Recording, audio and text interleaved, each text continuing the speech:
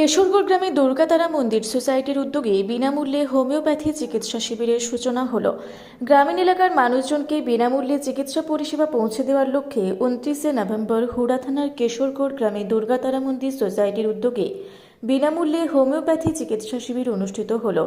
Doctor Anirban Chakraborty ওরফে যোগী আনন্দনাথ মহারাজ প্রতি রবিবার সকাল 9টা থেকে 11টা পর্যন্ত চিকিৎসা করবেন।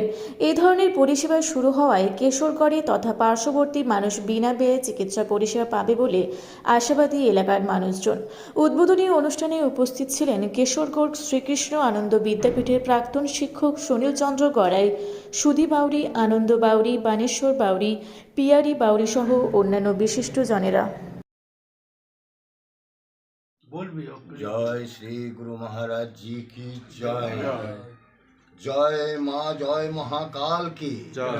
जय महाकाल की जय। जय महाकाल की जय।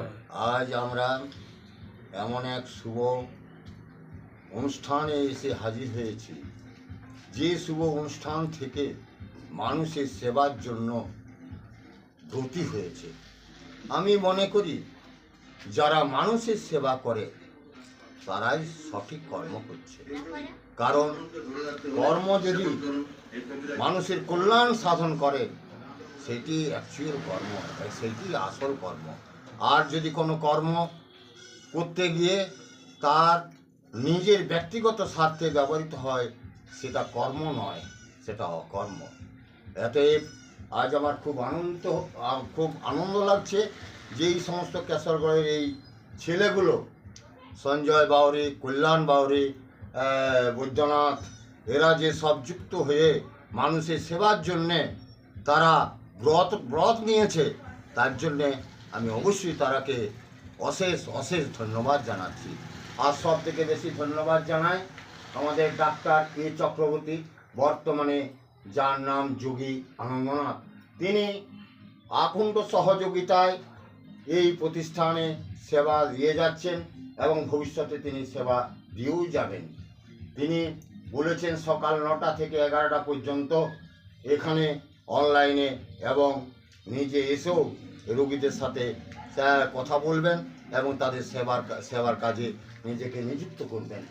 অতএব মা দুর্গা তারা মন্দির সোসাইটি যে কর্ম উদ্যোগ নিয়েছে সেই কর্ম উদ্যোগকে আমি সাধুবাদ জানাই এবং আমি অন্তরের সঙ্গে আন্তরিকভাবে এই সোসাইটির যাতে উন্নতি হয় তার জন্য আমি ঠাকুরের কাছে, মহাকালের কাছে, মা তারা দুর্গার কাছে আমি প্রার্থনা জানাই।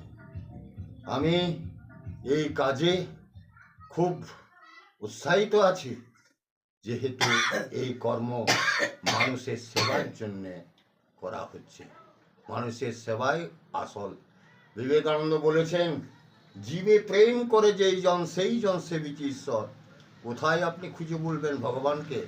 প্রত্যেকটা মানুষের ভিতরে সেই ঈশ্বরের অস্তিত্ব বর্তমান। এতে মানুষকে সেবা করুন, মানুষের সেবার মধ্যেই ঈশ্বরের সেবা হয়ে যাবে। এতে এই যে কর্ম উদ্যোগ, এই কর্ম উদ্যোগ অবশ্যই মানুষের সেবার জন্য। আমি এরাকে, এই প্রতিষ্ঠানকে এবং এই উদ্যোগী সমস্ত যুবকবৃন্দকে আমার অন্তর থেকে অকুণ্ঠ আশীর্বাদ এবং ভালোবাসা জানিয়ে আমার বক্তব্য শেষ করছি। আজ শুভ দিনে শুভক্ষণে এখানে আমরা উপস্থিত হতে করে খুব নিজেকে গর্বিত মনে করছি। যাই হোক, আমাদের গ্রামটা হলে প্রত্যন্ত একটা গরিব এলাকা এবং দিন আনা দিন খাওয়া, তাদের অবস্থা মোটেই ভালো না। অনেকে মানে পয়সা জোগাড় না করতে পারে, সামান্য টুকিটাকে মানে স্বভাব করে। এই যে আজকে যেটা উদ্বোধন হতে চলেছে, তাতে আমি মনে করি যে এই এলাকার অত্যন্ত গ্রামে যারা দিন আনা দিন খাওয়া, তাদের পক্ষে অনেকটা ভালো হলো। কেমন ভালো হলো? যে মাথা ধরছে, অনেক কিছু রোগ হচ্ছে, প্রেশার মারতে পারছি না, বিনা পয়সায় তার সেটা পাওয়া যাবে। তো এই যে পাওয়া, অনেকে 10 টাকা প্রেশার মাপা 10 টাকা নেই, 10 টাকায় তো তার জোগাড় করা মুশকিল। তাহলে এই যে আজকের উদ্বোধনের যেটা এই বিনা পয়সায় ডাক্তার এই চক্রবর্তী আনন্দ বাবার যে উদ্যোগে, আর এই আমার যে যারা আছে উদ্যোগী ভাইরা বা ছেলেরা, তারাকে সাধুবাদ জানাচ্ছি।